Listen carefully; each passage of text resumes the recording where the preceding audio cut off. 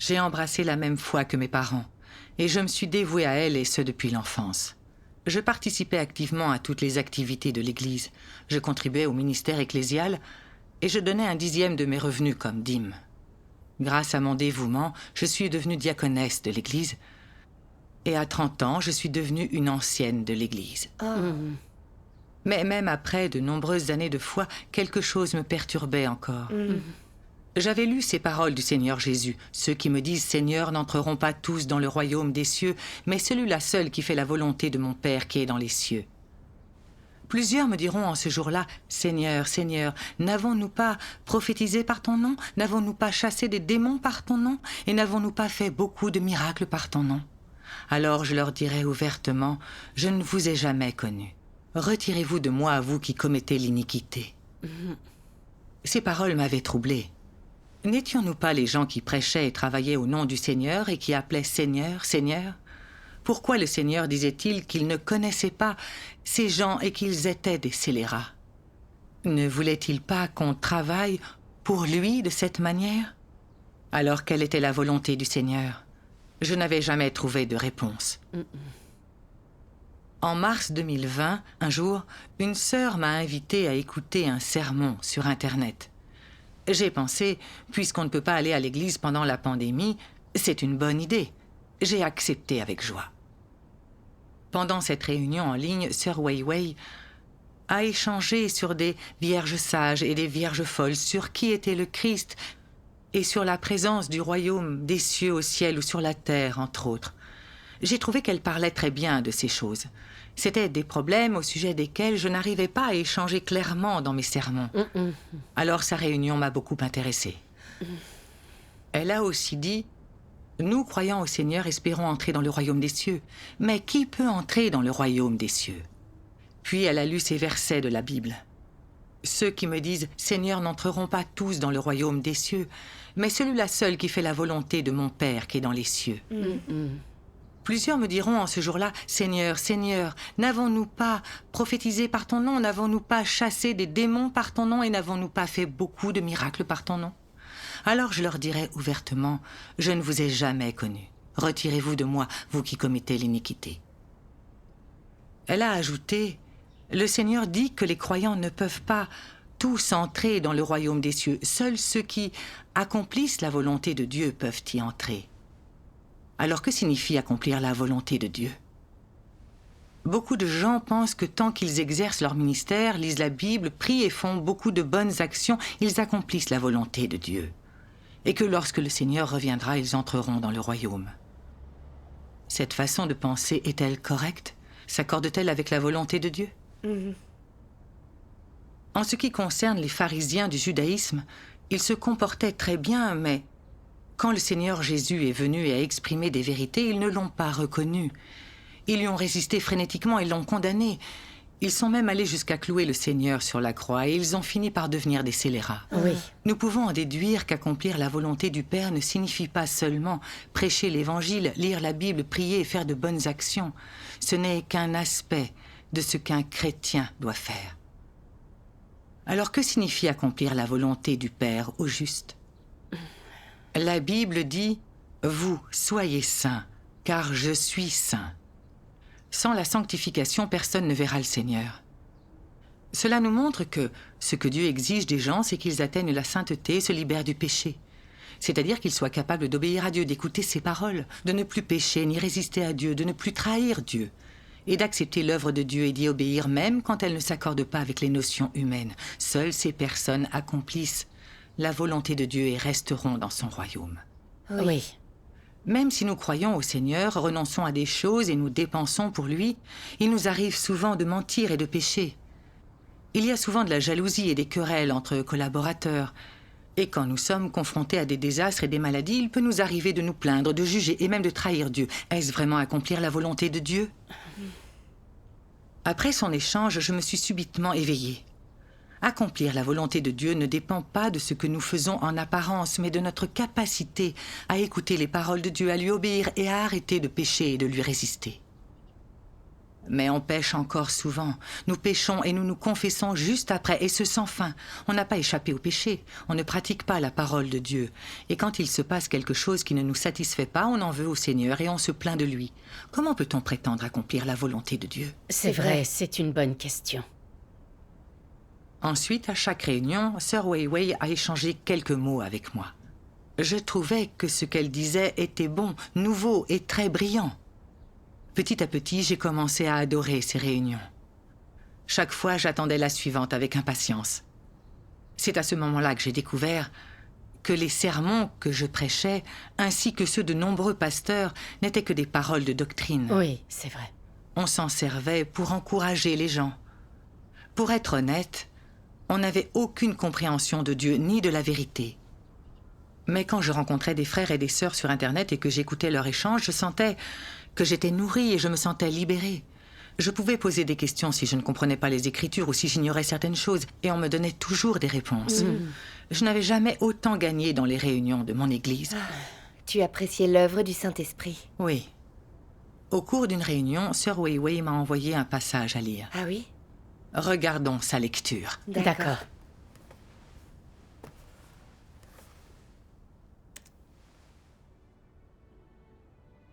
J'étais autrefois connu comme l'Éternel. J'ai aussi été appelé le Messie. Et les gens m'ont déjà appelé Jésus le Sauveur, avec amour et estime. Aujourd'hui, cependant, je ne suis plus l'Éternel ou Jésus que les gens ont connu dans le passé.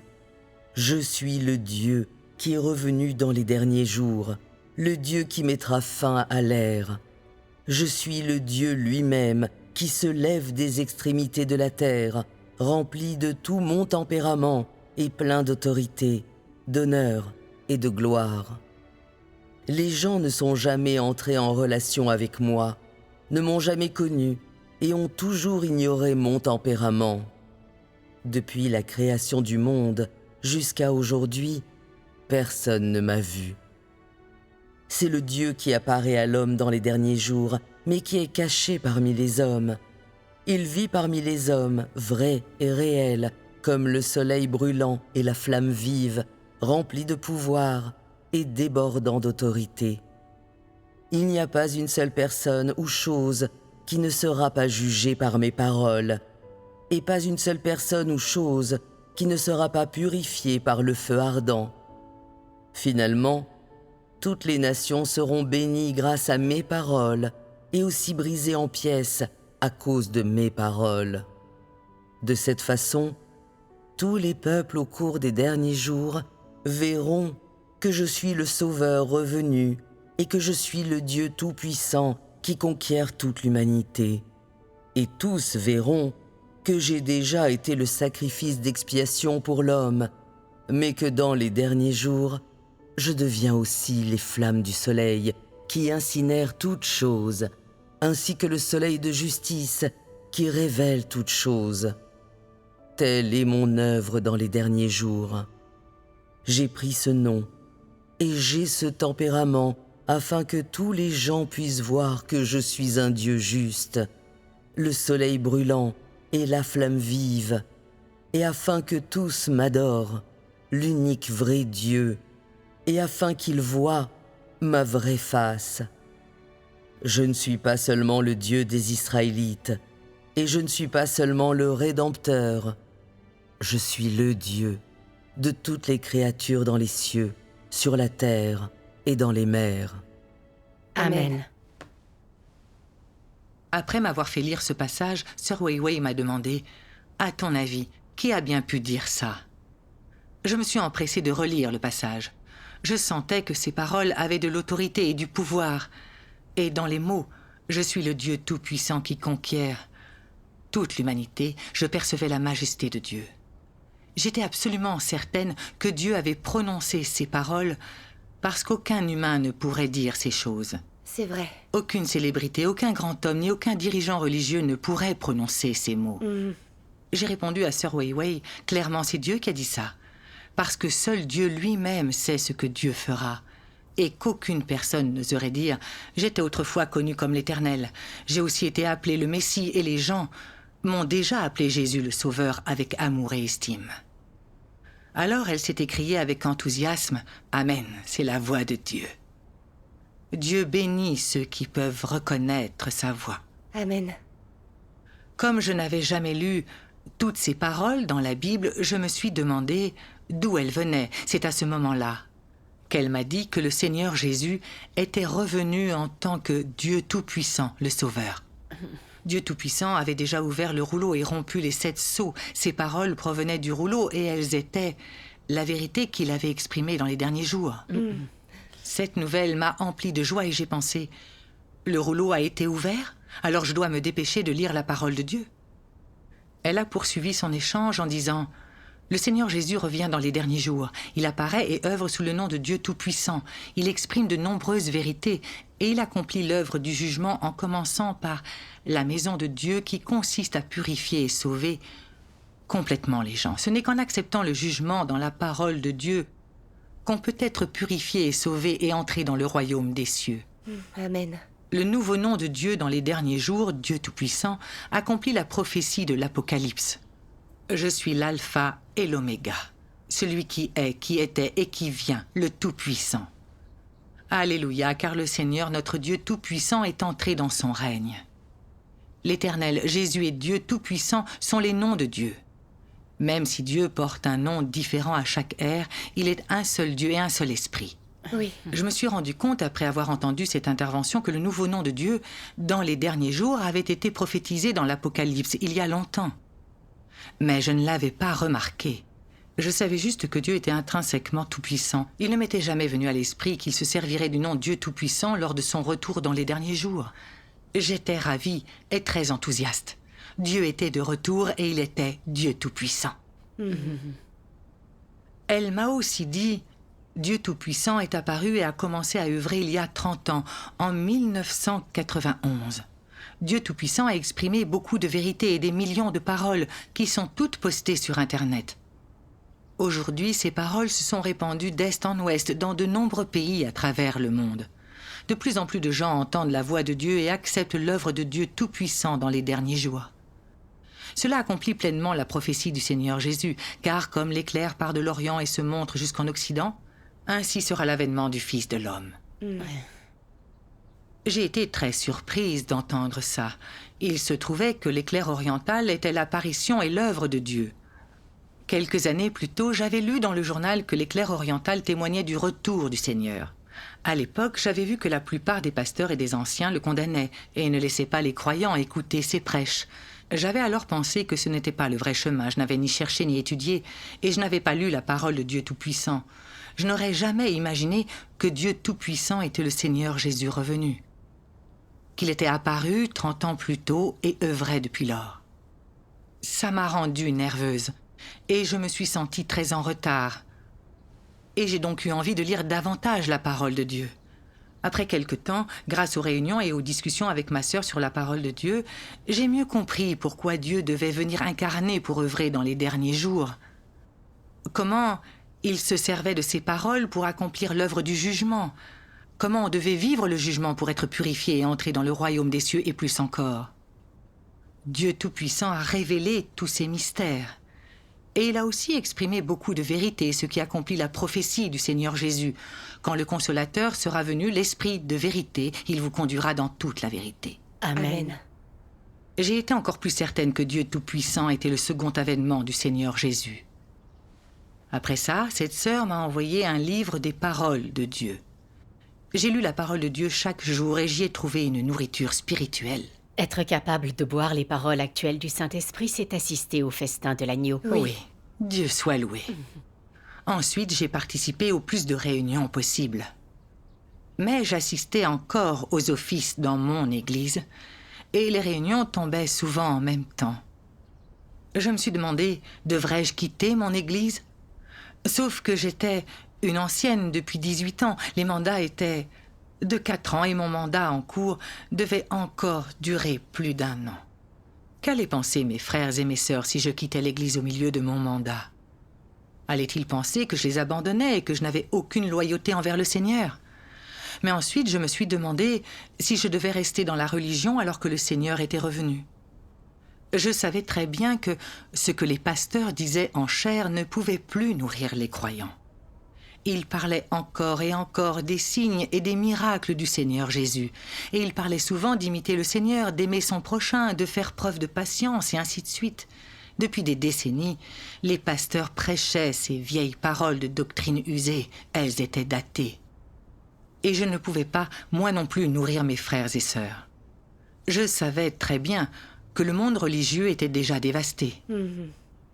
À ce moment-là, j'ai beaucoup hésité. Alors j'ai prié Dieu.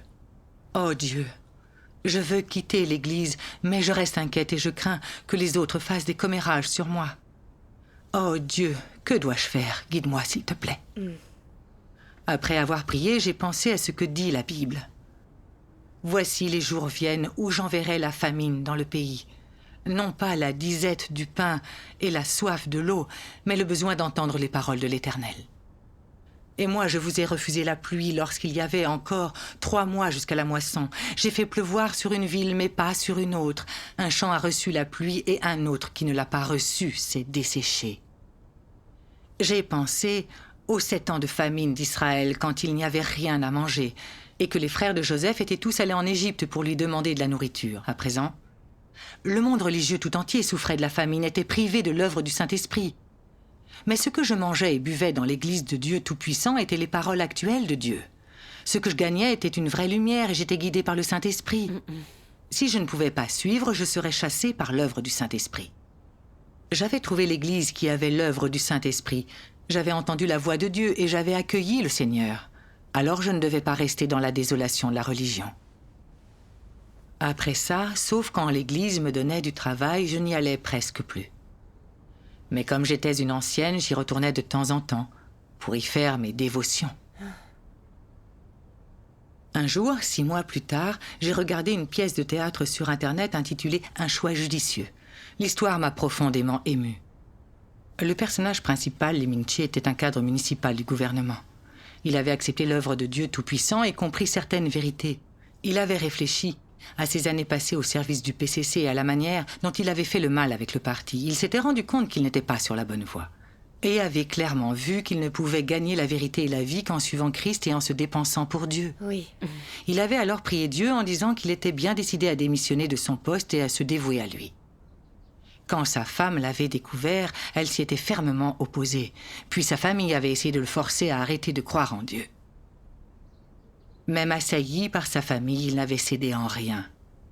Il avait débattu avec ses proches et finalement il avait démissionné de son poste et choisi de suivre Dieu. Alors j'ai pensé à ma situation. Si je restais dans la religion au lieu de suivre Dieu de tout mon cœur, je ne gagnerais jamais la vérité et je serais chassée par Dieu. En plus, en échangeant sur la vérité, je voyais de plus en plus clairement le fait que le monde religieux résistait à Dieu. Je savais qu'il était temps que je quitte la religion.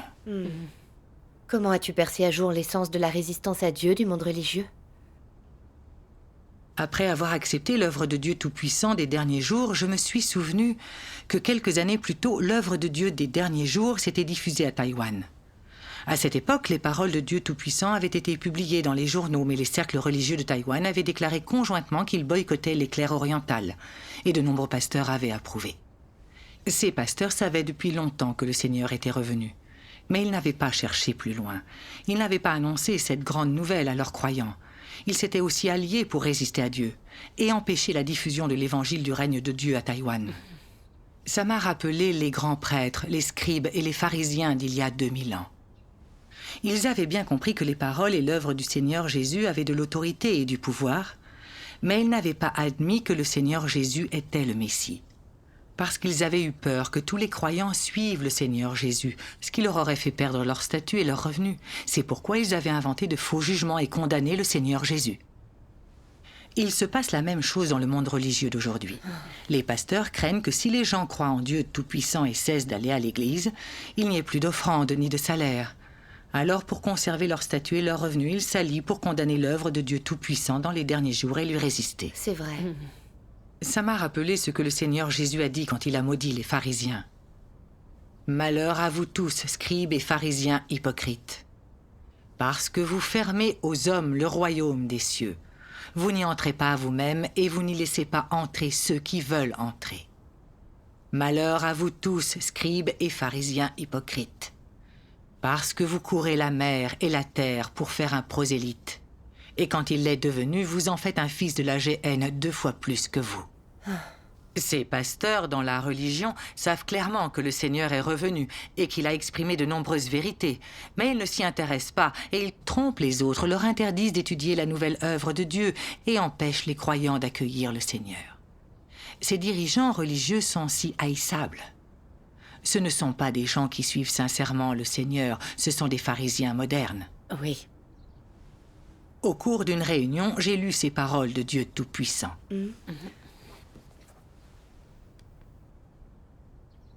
Certaines gens lisent la Bible dans des églises imposantes et la récitent toute la journée. Mais pas un seul d'entre eux ne comprend le but de l'œuvre de Dieu. Aucun d'entre eux n'est capable de connaître Dieu, et encore moins capable d'être en accord avec la volonté de Dieu. Ils sont tous des gens vils et inutiles. Ils se placent en hauteur pour sermonner Dieu. Ils s'opposent à Dieu volontairement, même en portant son étendard. Affirmant qu'ils croient en Dieu, ils mangent tout de même la chair de l'homme et boivent son sang. Tous ces gens sont des diables qui dévorent l'âme de l'homme, des démons dirigeants qui font intentionnellement obstacle à ceux qui tentent d'emprunter la bonne voie et des pierres d'achoppement qui entravent le chemin de ceux qui cherchent Dieu. Ils peuvent paraître de bonne constitution, mais comment leurs disciples sauront-ils qu'ils ne sont nul autre que des antéchrists qui mènent l'homme à s'opposer à Dieu, et qu'ils sont des démons vivants qui cherchent spécialement des âmes à dévorer? Amen. Amen.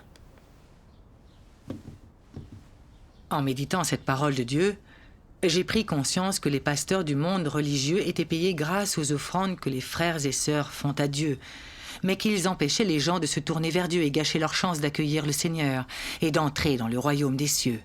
Ne sont-ils pas juste des diables qui dévorent les âmes des gens? Oui. C'est vrai. J'ai aussi pensé qu'à cause de la pandémie, les églises avaient suspendu tous les offices. Pendant une réunion, les pasteurs avaient suggéré de mettre les produits agricoles des frères et sœurs devant le bureau de notre comité pour les vendre, de manière à augmenter les revenus des croyants. Comme ça, les frères et sœurs pourraient continuer à payer leurs dîmes. Cette idée m'avait mise hors de moi et j'avais objecté fermement. J'avais dit, en tant que pasteur, vous devriez vous soucier de la vie des gens. Il n'y a que l'argent qui compte pour vous. C'est vrai. Le secrétaire général m'avait répondu, quand l'Église suspend les réunions, les offrandes des frères et sœurs diminuent, ce qui réduit nettement le revenu de l'Église. J'ai vu que les pasteurs ne se souciaient que de leur salaire et de leurs revenus, pas d'abreuver les frères et sœurs, ni de renforcer leur foi. Ils étaient les pharisiens hypocrites dont le Seigneur Jésus a parlé. Ils convoitaient les sacrifices que les frères et sœurs offraient à Dieu. Ils ne se souciaient pas de la vie de leurs croyants, ils les empêchaient d'accueillir le Seigneur, et ils essayaient de conserver une emprise sur eux. J'ai vu plus clairement le vrai visage des pasteurs. Ces pasteurs religieux n'étaient que des antéchrists qui reniaient Dieu et lui résistaient. C'est vrai. Après de nombreuses années de croyance au Seigneur, je les avais enfin discernés. J'avais enfin ouvert les yeux. J'ai remercié Dieu pour sa miséricorde et pour m'avoir offert la chance d'entendre sa voix et d'accepter son œuvre dans les derniers jours. Sans ça, j'aurais fait le mal et résisté à Dieu avec les pasteurs, et j'aurais perdu ma chance de salut. C'est vrai. Plus tard, j'ai vu une vidéo de lecture de la parole de Dieu Tout-Puissant. Regardons-la ensemble. Avec Avec joie. joie.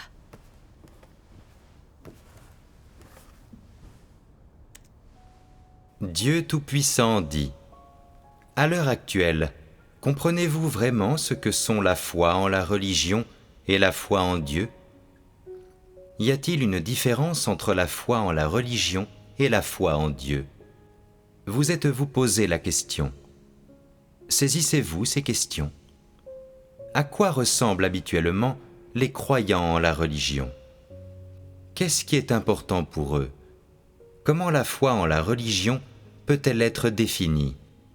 Quand les gens croient en la religion, ils reconnaissent l'existence d'un Dieu et ils apportent quelques changements à leur comportement. Ils ne frappent pas et n'insultent pas. Ils ne font pas de mauvaises choses qui pourraient nuire aux gens. et ils ne commettent pas de crime, quel qu'il soit, et n'enfreignent pas la loi. Le dimanche, ils assistent aux offices. Voilà comment se comportent les gens qui croient en la religion. Bien se conduire et assister souvent aux offices est alors la preuve que l'on croit en la religion. Quand quelqu'un croit en la religion, il reconnaît qu'il y a un Dieu et il pense que croire en Dieu, c'est être une bonne personne. Tant qu'il ne pêche pas et n'agit pas mal, il ira au ciel après sa mort, il aura une bonne fin. Sa foi constitue pour lui une nourriture spirituelle. En tant que telle, la foi en la religion peut aussi être définie ainsi. Avoir la foi en la religion, c'est reconnaître dans ton cœur qu'il existe un Dieu. C'est croire que tu iras au ciel après la mort. Cela signifie avoir un soutien affectif dans ton cœur, ainsi que changer un peu ton comportement, être bon et rien de plus. Quant à savoir si le Dieu auquel cette personne croit existe ou non, ce que ce Dieu est en train de faire maintenant, ce que ce Dieu exige, cette personne n'en a aucune idée. Elle suppose et imagine tout cela en se basant sur les doctrines de la Bible.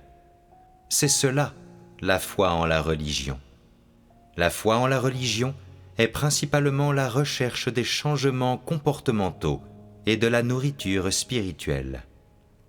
Mais le chemin que ces gens suivent, le chemin de la poursuite des bénédictions, n'a pas changé. Il n'y a pas eu de modification dans leur point de vue, leurs notions et leur imagination erronée au sujet de la foi en Dieu. Le fondement de leur existence, les buts et la direction qu'ils poursuivent dans leur vie sont basés sur les idées et les opinions de la culture traditionnelle, et ils n'ont absolument pas changé. C'est ainsi que sont tous ceux qui croient en la religion. Mais alors, qu'est-ce que la foi en Dieu ? Comment Dieu définit-il la foi en Dieu ? La confiance en la souveraineté de Dieu. C'est la confiance en l'existence de Dieu et la confiance en la souveraineté de Dieu. C'est cela qui est primordial.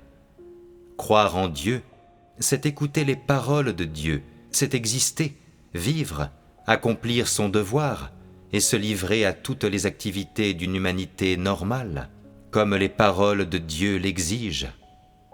Cela implique que croire en Dieu, c'est suivre Dieu, faire ce que Dieu demande, vivre selon les exigences de Dieu.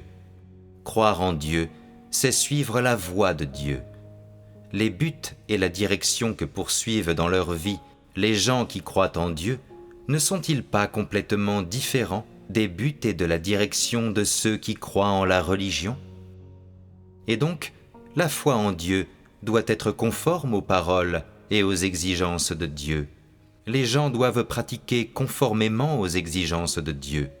C'est ceci, la vraie foi en Dieu. Aller au fond de la question.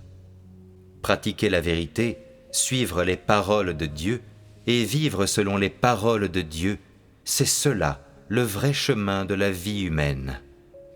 La foi en Dieu se rapporte au chemin de la vie humaine. La foi en Dieu se rapporte à tant de vérités, et les fidèles de Dieu doivent comprendre ces vérités. Comment peuvent-ils suivre Dieu s'ils ne les comprennent pas, ni ne les acceptent ? Les gens qui ont foi en la religion reconnaissent seulement l'existence de Dieu, et ils croient en l'existence d'un Dieu, mais ils ne comprennent pas ces vérités, ni ne les acceptent, et donc les gens qui croient en la religion ne sont pas des fidèles de Dieu. Amen. Amen. Ces paroles de Dieu sont si vraies.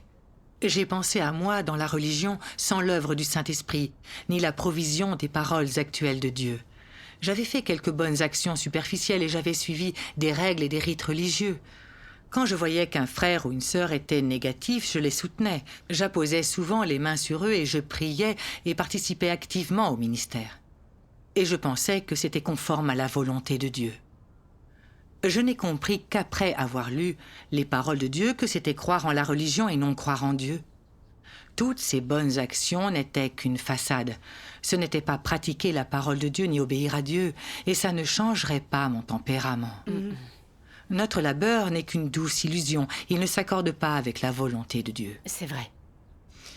Je me suis aussi souvenu que j'avais souvent dit à mes frères et sœurs de poursuivre et de travailler dur pour le Seigneur. Quand ils iraient au ciel, ils géreraient 5 ou 10 villes. Après avoir lu la parole de Dieu, j'ai compris que mes prêches étaient absurdes et complètement irréalistes. Aucun de nous n'avait éprouvé le jugement de Dieu dans les derniers jours.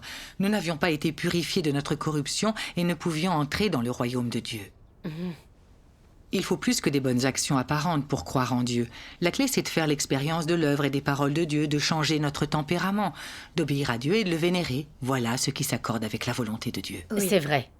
Si on se contente de bien se comporter et de se conformer à des règles et des rites, qu'on ne recherche pas la vérité, qu'on ne pratique pas les paroles de Dieu, et qu'on laisse des philosophies sataniques diriger nos paroles et nos actes, que nos tempéraments corrompus ne changent jamais, alors c'est de la religion et de la foi dans la religion, et non croire vraiment en Dieu ni le suivre. C'est vrai.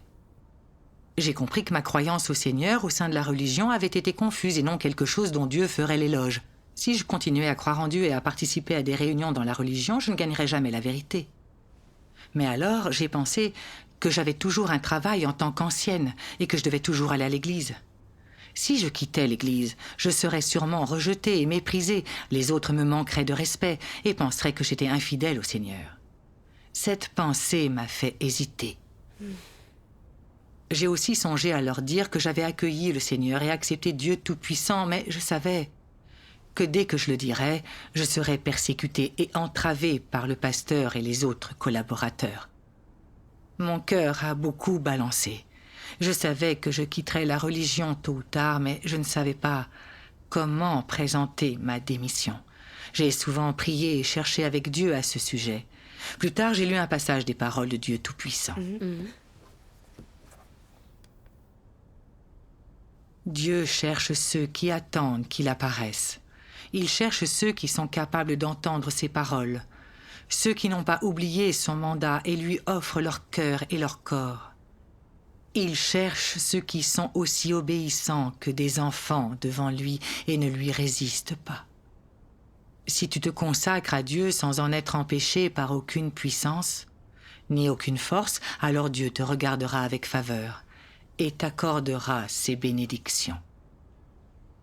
Si tu as une haute position, une réputation honorable, possédant de grandes connaissances, détenteur d'actifs abondants et soutenu par beaucoup de gens, ces choses ne t'empêchent pas pour autant de venir devant Dieu pour accepter son appel et son mandat, ni de faire ce qu'il te demande. Alors tout ce que tu feras relèvera de la cause la plus significative sur terre et de l'entreprise la plus juste de toute l'humanité. Si tu rejettes l'appel de Dieu pour ton statut et tes propres objectifs, tout ce que tu fais sera maudit et même méprisé par lui. Amen. Amen. Grâce à cette parole de Dieu, j'ai compris que j'avais hésité plusieurs fois à quitter l'Église parce que je n'arrivais pas à renoncer à ma position d'ancienne. Grâce à mon statut, mes frères et sœurs m'admiraient et me respectaient. Ils me traitaient différemment et ils pensaient à moi quand il y avait des bénéfices. J'avais peur de perdre tout ça en quittant l'Église. Je désirais le statut et convoitais ses avantages. Ce n'était pas le bon chemin et ça déplaisait à Dieu. J'ai clairement compris que je devais me délivrer des chaînes du statut. Si je ne changeais pas les choses, j'emprunterais le chemin de la résistance à Dieu. Ce n'est pas le résultat que je voulais. Je ne devais plus me soucier de l'estime de mes frères et sœurs. Que les autres aient une haute opinion de moi ne comptait pas. Ce qui comptait, c'était que je puisse gagner l'approbation de Dieu. Je devais être loyal envers Dieu, pas envers le statut. Cette prise de conscience a renforcé ma détermination à quitter l'Église. Un dimanche, je suis allée à l'église comme d'habitude. Et après l'office, j'ai dit à tout le monde que je quittais mon poste d'ancienne. Ils ont tous été surpris et m'ont demandé de rester. Après ça, certains pasteurs m'ont appelé et m'ont dit clairement qu'être une ancienne était un engagement à l'égard de Dieu qui ne pouvait être rompu. J'ai pensé Le Seigneur est revenu, il a exprimé de nombreuses vérités et accompli une nouvelle œuvre. Est-ce que je dois quand même respecter cet engagement et ne pas l'accueillir? Je me suis souvenu que les grands prêtres, les scribes et les pharisiens servaient Dieu au temple toute l'année. Mais quand le Seigneur Jésus était venu œuvrer, il l'avait condamné, il lui avait résisté, il l'avait cloué sur la croix. Était-ce là de la loyauté envers Dieu? Ces gens n'étaient pas du tout loyaux envers Dieu, ils lui résistaient. Aujourd'hui, le Seigneur Jésus est revenu et a exprimé de nouvelles paroles. Si je respectais ce soi-disant engagement et restais dans l'Église, si je ne suivais pas l'œuvre et les paroles actuelles de Dieu, alors je ne serais pas loyal envers Dieu. J'ai pensé à cette parole du Seigneur Jésus. Mes brebis entendent ma voix, je les connais et elles me suivent.